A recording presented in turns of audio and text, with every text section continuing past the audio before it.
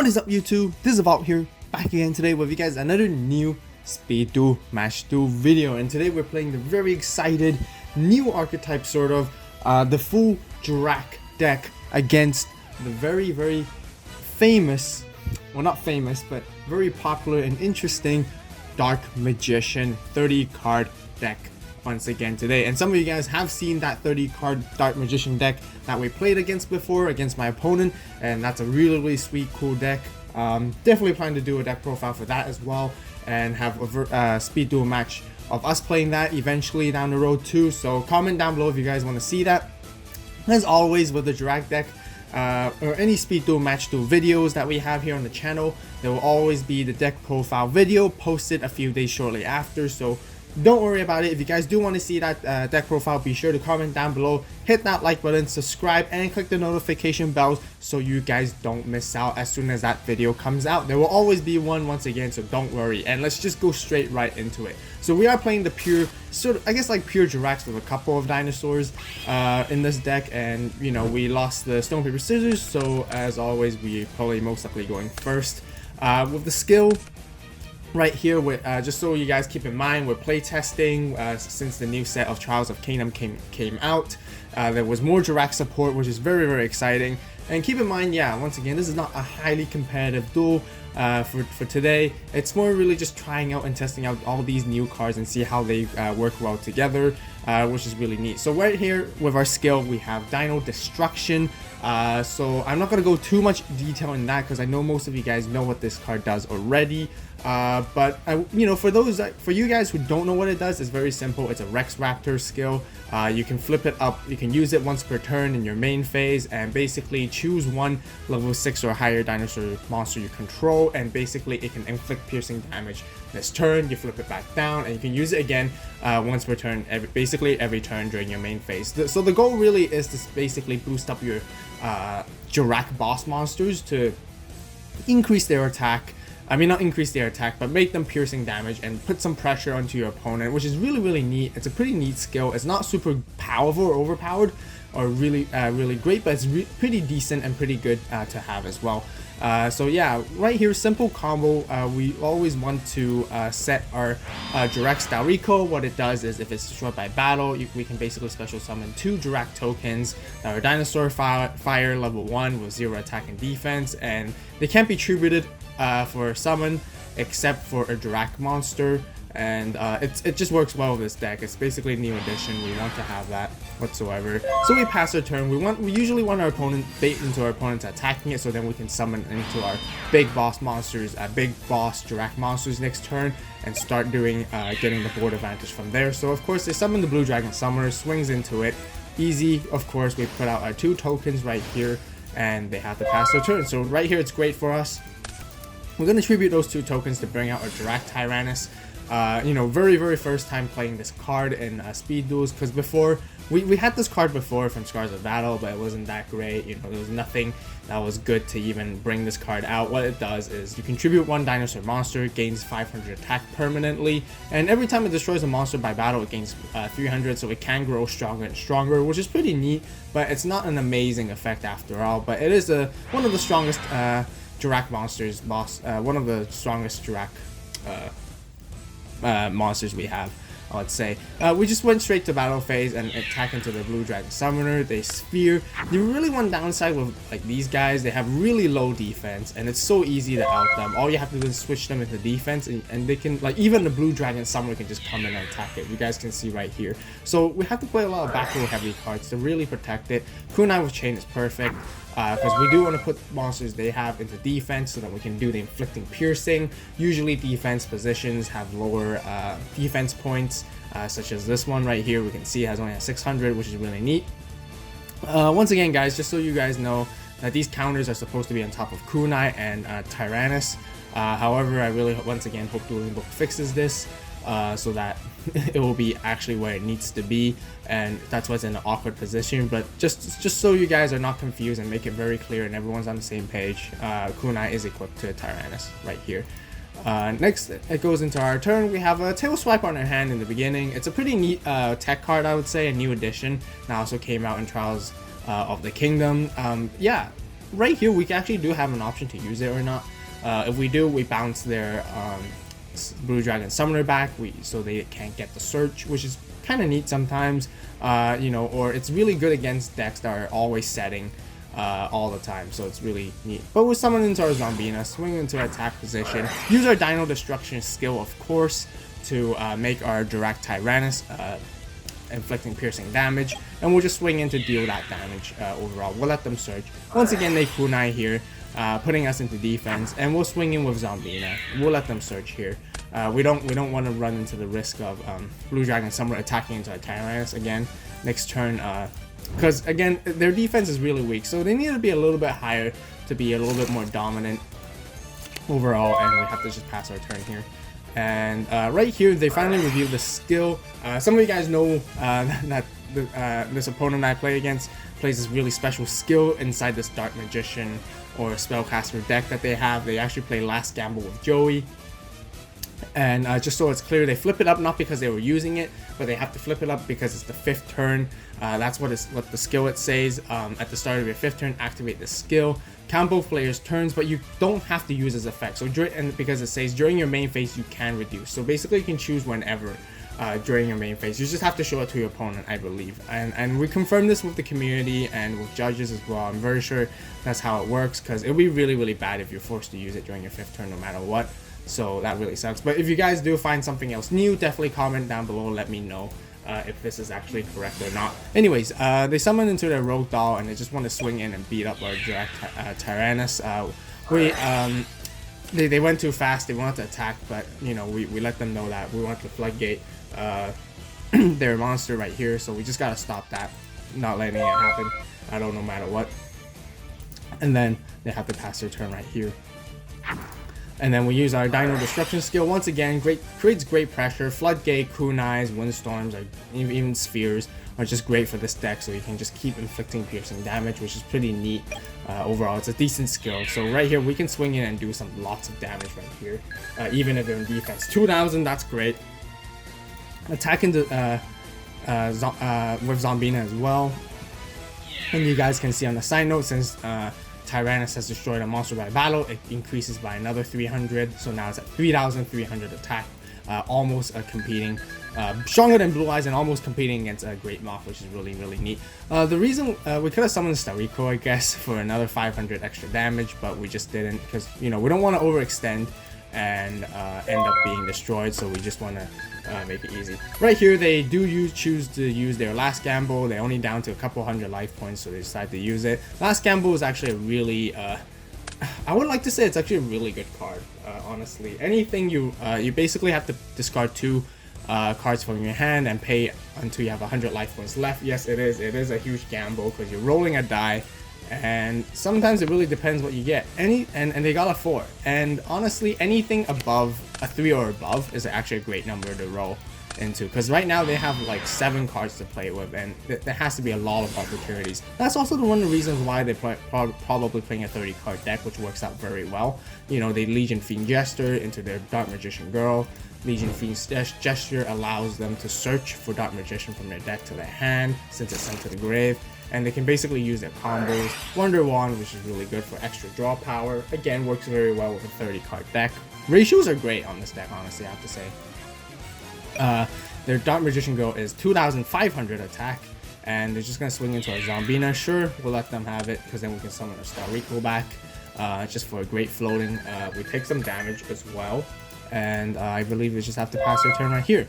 Drew another Floodgate, pretty neat, and we're just going to Tail Swipe this with Tyrannus. Tail Swipe, basically we have to target 1 level 5 or higher dinosaur monster we have, that which we do.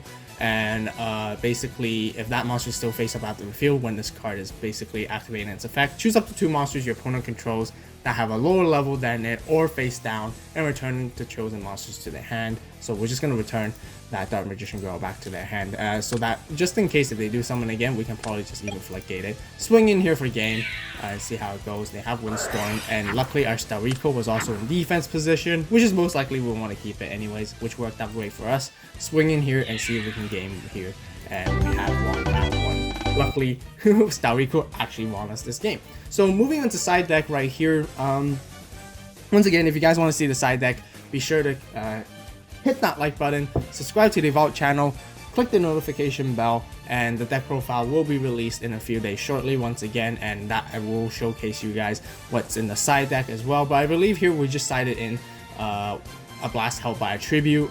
We know that they're playing Dark Magician Girl, they're tributing quite often. So we're just trying out to see how that card goes against it overall, and we just swap it for one of our traps or even tail swipe. I can't remember, but we'll see.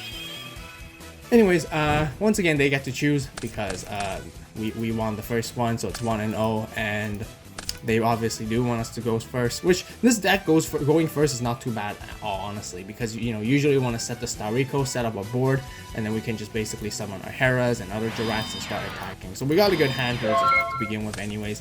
Once again, Blue Dragon Summoner, swinging into it, taking the bait as always, and we summon our 2 tokens. At the same time, we can even special summon our Herra from our hand. So one quick ruling note for you guys, just so you know.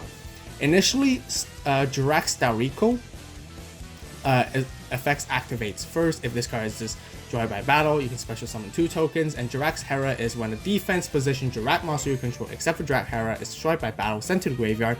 You can special summon this card from your hand or graveyard. Now, normally this actually misses timing. So why does it miss timing? Because Jurrac Herra says when on its card text, and when the card effect that says when, the last thing that has to happen is a Jurrac monster in defense position has to be going to the grave. However, that is sort of true, but that is also not true, because the last thing to actually happen were these 2 tokens coming up onto the field, and that actually misses timing. However, this is really interesting, which I do hope, actually honestly they should just change this to an if instead, so an if never misses timing, just so you guys know. Any card effect that says if a defense position or so such and such, you know, that would be much better. But double check with the official Konami ruling on the website. I will post the link down below as well, just so you guys can reference it. This is the special case where this would not miss timing. The only reason why is because if it does, then Jurrac stacks are just not going to work out. It's not going to be good. This is just, it's going to be absolutely terrible. The whole combo was to do this to begin with. If this combo doesn't even work, then what's the point of doing this? That's the problem.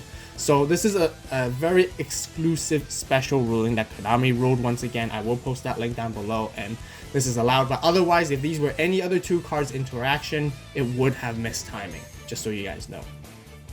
And yeah, so that's sort of one quick tip, just so you guys know, a very advanced tip for some of you guys as well.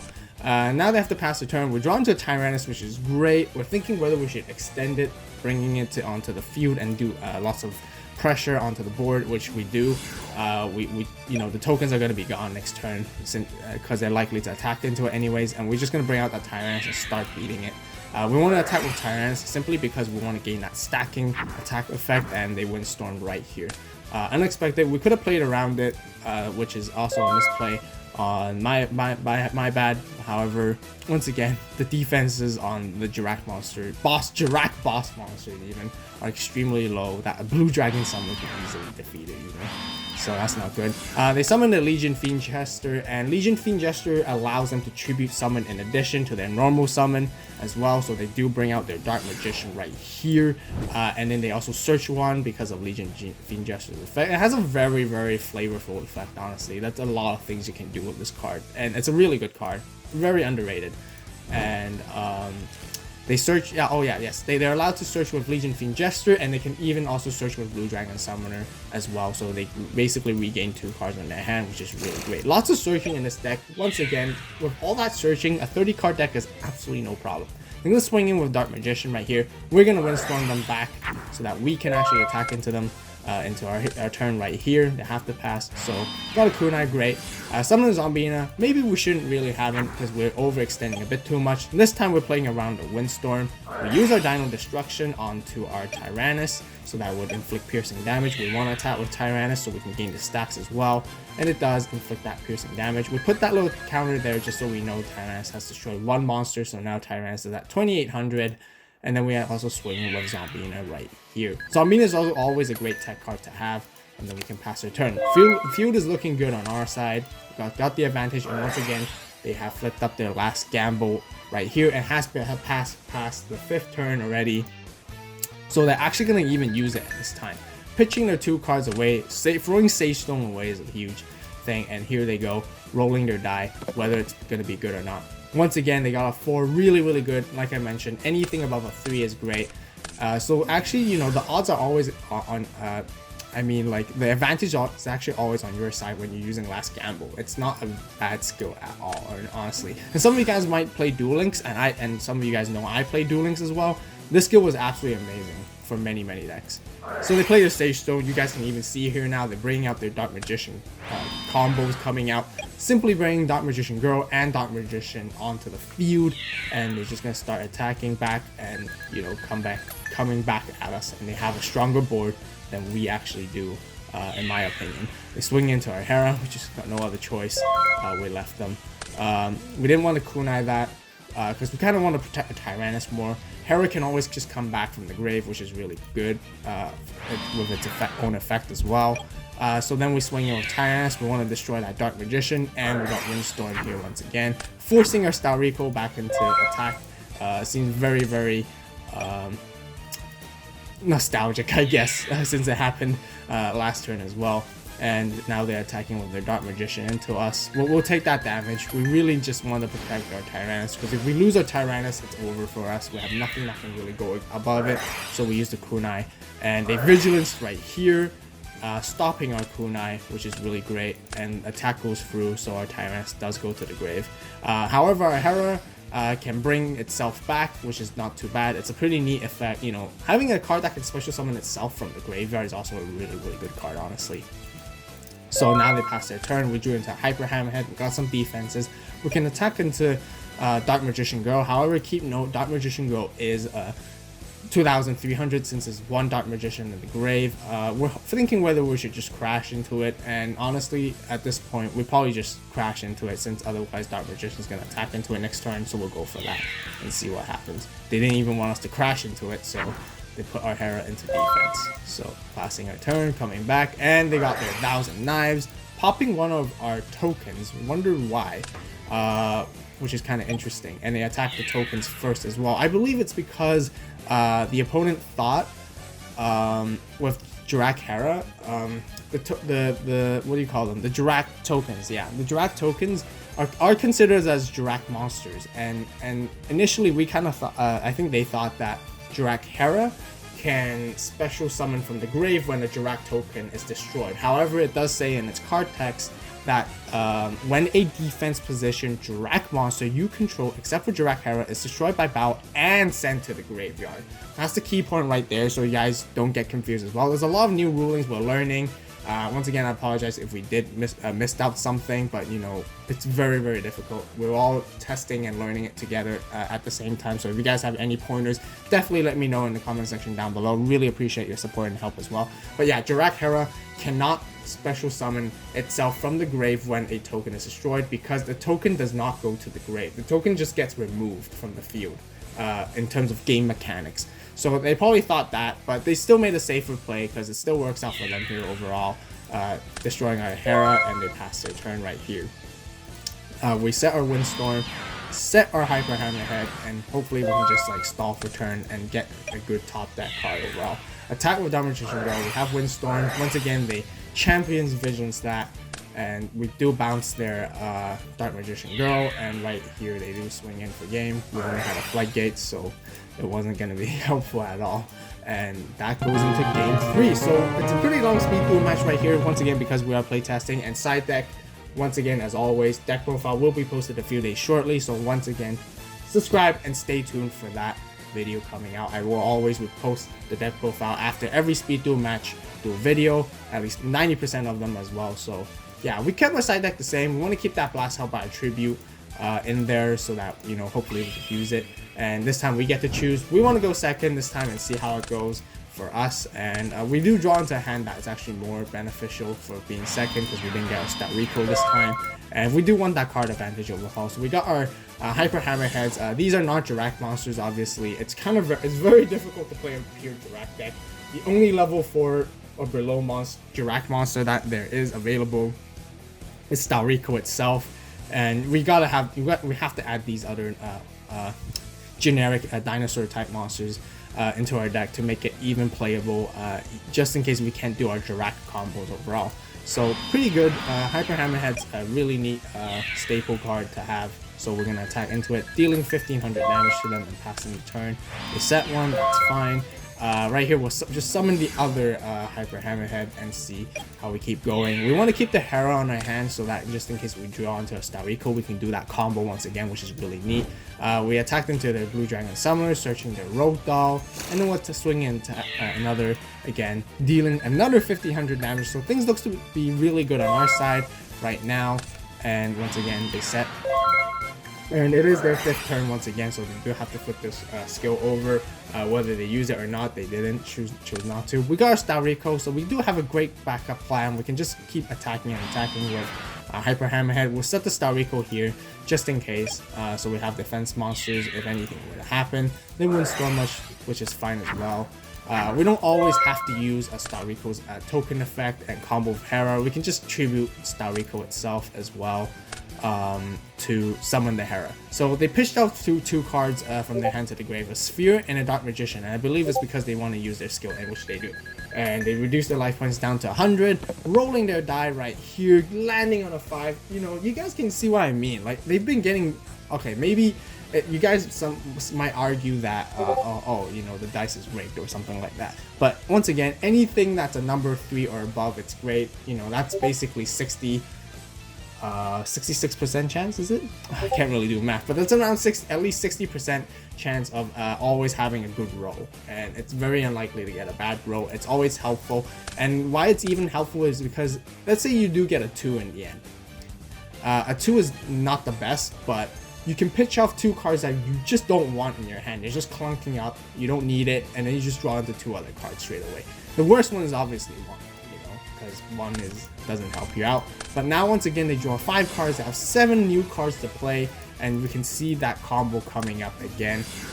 Legion Fiend Gesture, summoning Dark Magician Girl. Legion Fiend's Gesture allows them to search their Dark Magician back to their hand. They Sage Stone the Dark Magician directly from the deck, which is really good as well. Anything that special summons directly from the deck is a really good card, as always. And the Dark Magic attack us right here, wiping our back row clean. We just force and chain with a Windstorm to put them into defense right here so that they can't attack into us, and the situation looks very bad on our end. They seem to have a much powerful upper hand this time. Once again, they attack our Hyper Hammerhead with Rogue Doll, bouncing the Rogue Doll back, which they don't care. They can just summon it again next turn, and we drew into a Blast held by a Tribute. Really thankful that we got into that, because this was a very important side deck card that we had to add, and was a good decision. We can only play defensive. We could summon Herra, but we're just running into the risks of attacking into them, and then they're gonna kunai us or sphere us, whatever, and then attacking back to us. So we want to keep that a little bit on reserve in the play. We actually want to go pop off and use the Blast Sphere a lot. Swap the Hyper Hammerhead in the attack position and not attack, so we're hoping to bait them into an attack and see what they feel, what they think about it. Hopefully they don't have a Vigilance, because if they do, they could have totally stopped us right here.